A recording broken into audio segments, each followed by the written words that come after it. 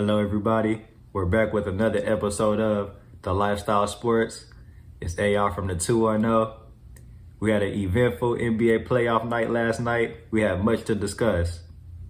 But the first topic we're going to get into, since the trade of Julio Jones just took place, shout out to the Tennessee Titans. I believe they won that trade, just want to mention.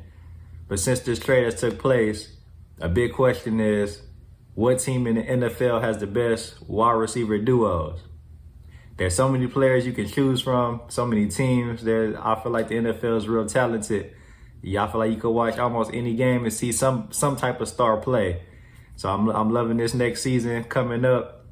But I'm gonna narrow it down to three, my best three, who I feel like is gonna make the biggest impact coming up this NFL season.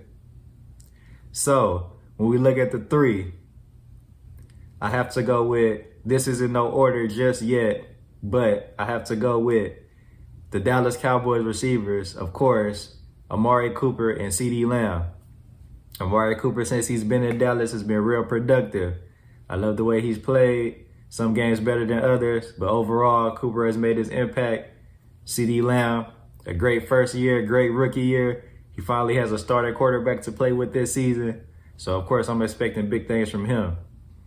The next receivers, I have to go with the Titan receivers of Julio Jones and A.J. Brown. That trade was massive, and that's going to definitely impact the AFC. Julio Jones, he's going to be able to teach A.J. Brown so much. He's still in his prime. He's off top, one of the best receivers to ever play, if you look at numbers-wise. A.J. Brown, of course, is cold. Since he's came in, he's been good, and he'll be able to learn so much from Julio. I just think they'll both make the field. It'll just be easier to play. When both of them are on the field, you got to worry about so much. That was a great trade. The next duo I have to rock with is the Bucs receivers, Mike Evans and Chris Godwin. They just came off a Super Bowl win. They have Tom Brady, the living legend, the greatest quarterback of all time. So this upcoming season, I expect them two to be healthy and be ready to go. And we'll see how they pick up from where they left off last year. Now, with those top three, my top three being said, of course, the best two I have to go with, the best receiver duo is Dallas. It's the Dallas Cowboys duo of CeeDee Lamb and Amari Cooper. I choose Dallas because this is the return of Dak Prescott. He's coming back from injury. He has a lot to prove. And if you look at Pro Football Focus, they have Dak Prescott as the number 7 quarterback this season. So everybody knows Dak is coming back. And he was able to sit out last year and able to watch Mike McCarthy and see how the offense is run from a distance. You know, sometimes that's important to just sit back and watch how things go. So I expect a big season from Dak this year. Also, with Dallas, I expect a healthy offensive line.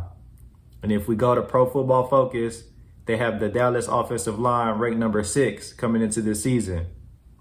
So that's pretty big.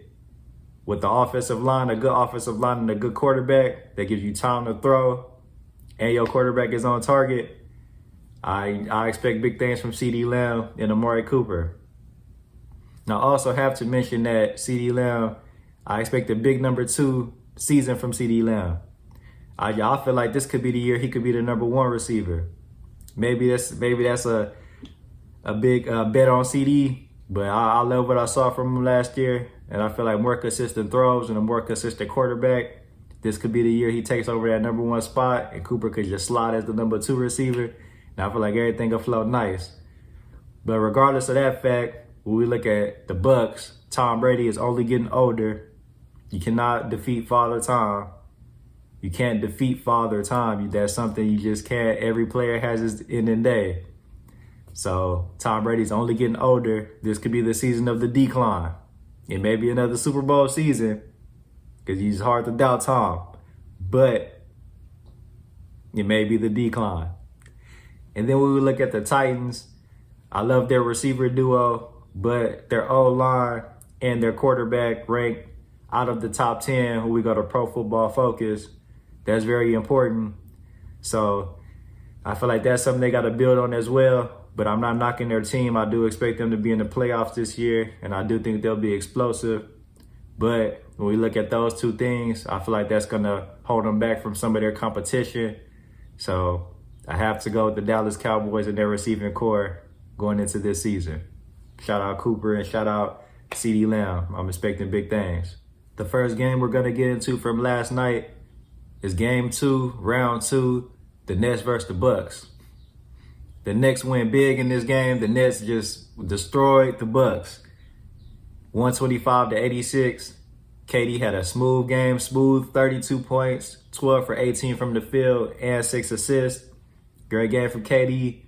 Kyrie Irving, 22 points and 6 assists. He didn't have to do too much. He did work, did what he needed to do. When we look at the Bucks side, Giannis, 18 points and 11 rebounds. That's just not enough from Giannis. If the Bucks are going to have success in this series, he has to be more aggressive on offense. He has to score more points. He's an MVP caliber player. He has to pick it up. Middleton, we look at Middleton, 17 points, 7 for 20 from the field. That's not good shooting. That's terrible shooting.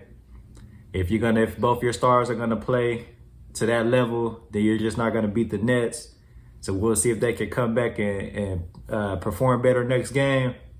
The Nets did great even without Harden. Still was cold.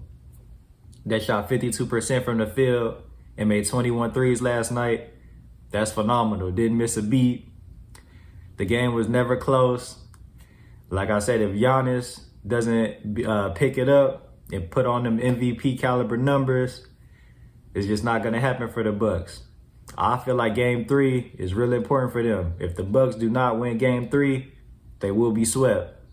I'm calling it now. The Nets will sweep the Bucks if the Bucks do not get game 3. So we'll see what happens if they can go ahead and try to put a stop to the Nets. If there's anything they can do. At this moment, it's not looking like it. The next game we're going to get into is game 1 of the second round between Denver and Phoenix. The Suns win this 122-105. 4 players on the Suns had at least 20 points. That's a great team attack. Shout out to the Suns. Devin Booker, 21 points and 8 assists. This whole playoffs, D-Book been killing. I love how he's showing his stardom. That's a real star player. Future star for sure, but he's already a star. Devin Booker has definitely, he's up there when it needed to be. Not scared of the big moment. We look at Chris Paul, 21 points and 11 assists and only 1 turnover. Chris Paul is a historic player, historic point guard, still killing, still being that great leader. So I'm loving Chris Paul, what he's doing. Like I said, he would have been my MVP, but I understand the other things that go into it, but shout out Chris Paul. Definitely could have been MVP this season. When we go to Denver, we see Jokic, 22 points and 9 rebounds. He has to be more aggressive on the offensive end. That's just not, if that's the best stat line or the best numbers from your star player, you're not going to be able to beat the Suns. So we'll see if Jokic can pick it up. We look at Gordon. He shipped in 18 points. That's decent. You know what I'm saying? That's some type of help, but the Nuggets just really didn't have an answer for the Suns, and the Suns was just killing. The Suns were down pretty much all the way to the 3rd, but they went on that big run, and they just weren't able to be stopped. The Suns shot better from the field, had more rebounds, and more assists as a team. It was a balanced attack from the Suns overall. There were 5 players of double figures, so the Suns were just clicking. The Nuggets had no answer. We'll see if Denver can respond. If Jokic, we'll see. We'll see. The Suns is cold. I don't think it'd be bad to say the Suns might make the finals this year the way they've been looking. But we'll give them some more games. We'll see how the Nuggets respond. But them Suns is killing. The Suns are on fire. I just want to thank everybody for tuning in to another episode of The Lifestyle Sports. It's AI from the 210. Don't forget to comment, subscribe, like. Till next time.